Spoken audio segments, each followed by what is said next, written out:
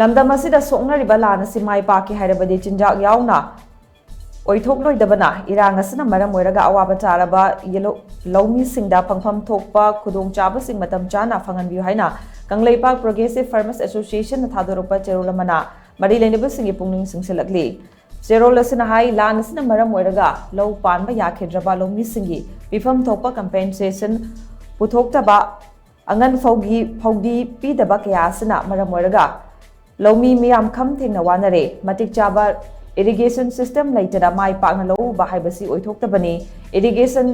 pigadaba canal sing semjan bidabana Loumee Shingna ising phangba ngamdre canal laitaba mafam singda ising phangananabagi pandamda khutkadaba borewell kaya khutana leiri asigumba khudong chadaba kaya asina ngasi fawba lamdam asigi miyamna chinjak da mipal tangduna lakpani maramaduna Loumee Shinggi awaba kaya si yengbiraga lengak amasung mari LEINABA singna laukatpam thokpa thabak sing athuba matamda laukatpiduna awaba sing asi koanbiyu haina su CHEROL asina makha charakli